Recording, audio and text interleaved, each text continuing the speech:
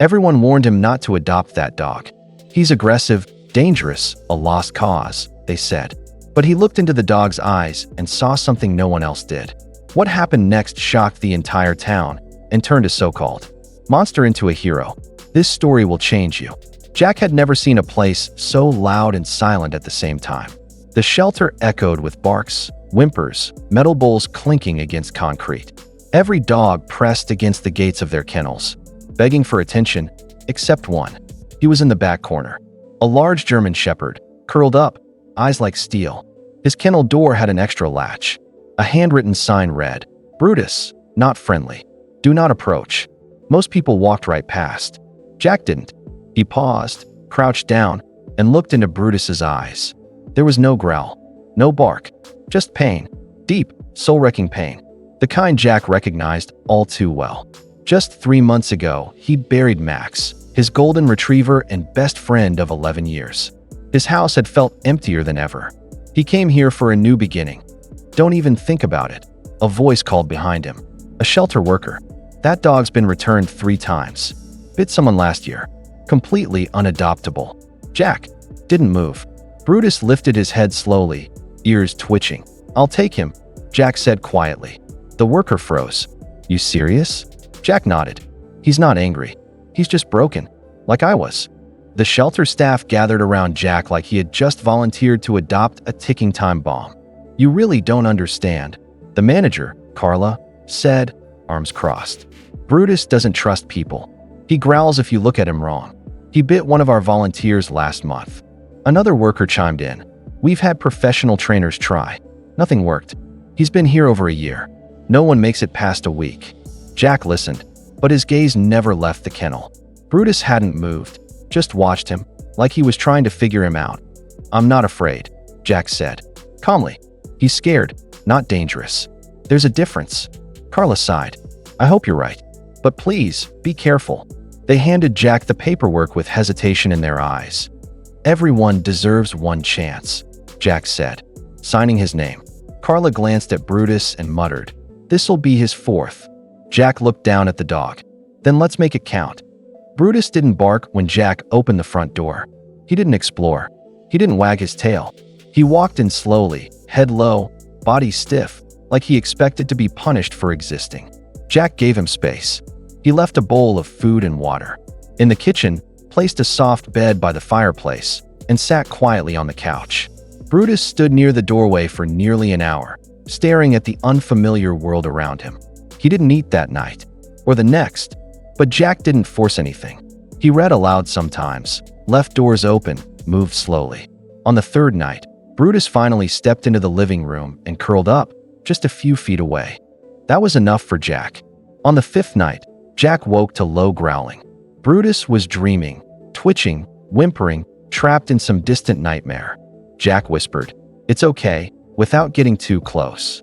Brutus jolted awake, and instead of snapping, just looked at him. Really looked. By the end of the week, he followed Jack from room to room. Not close enough to touch, but close enough to say, "I'm trying."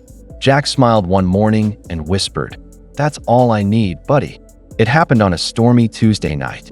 The rain slammed against the windows, and thunder cracked like a whip across the sky. Jack, asleep on the couch, twisted in a nightmare, his breathing quick, voice rising in panicked gasps.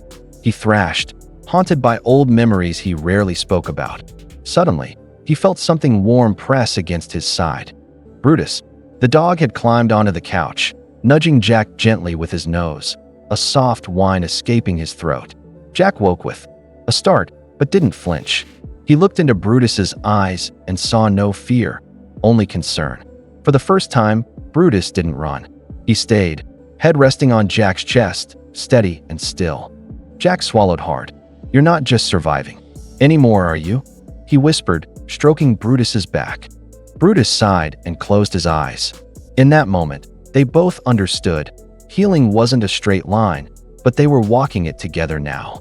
It was a quiet Sunday afternoon, the kind where everything felt still. Jack had started taking Brutus to the park during off hours, early mornings or late afternoons, when it was calm, with fewer people and fewer triggers. Brutus had come a long way. He walked calmly, stayed close, even wagged his tail at passing dogs. That day, the sun peeked through the clouds, and the breeze rustled the trees. Everything seemed peaceful until a scream shattered it. Jack spun around. Across the path, a young girl, no older than 6, was struggling in a man's grip. He had her by the arm, dragging her toward the parking lot. Her mother screamed, chasing after them. Before Jack could even process it, Brutus took off. In seconds, the once dangerous dog launched himself at the man, knocking him to the ground with terrifying precision. He didn't bite, just stood over him, growling low, refusing to let him move. People gathered. Someone filmed. Police arrived minutes later and arrested the man. The girl clung to her mother, sobbing. Jack approached, heart pounding. "Good boy," he whispered. Brutus turned, tail wagging for the first time since Jack met him. The so-called monster had just become a hero. By nightfall, the video had gone viral. Thousands watched Brutus take down the would-be kidnapper with the courage of a trained protector. The internet lit up. "Hero dog saves child," the headlines read. News vans appeared outside Jack's house the next morning, reporters eager to meet the German shepherd who once wore the label unadoptable. At the shelter, Carla stared at the TV in disbelief. "That's the same Brutus?" she whispered. She wasn't alone. Former staff, trainers, even past adopters who had returned. Him all reached out, some apologizing, others just stunned. They couldn't believe this was the same dog they had once given up on. Jack declined most interviews, but agreed to one local story. Cameras rolled as Brutus sat calmly at his side, tail gently wagging. He wasn't broken, Jack said. He just needed someone to believe in him. Letters poured in. Families sent treats. A nearby school invited Brutus to meet students during a Kindness and Courage week. Strangers stopped Jack in the park to thank him. But Jack would always say the same thing.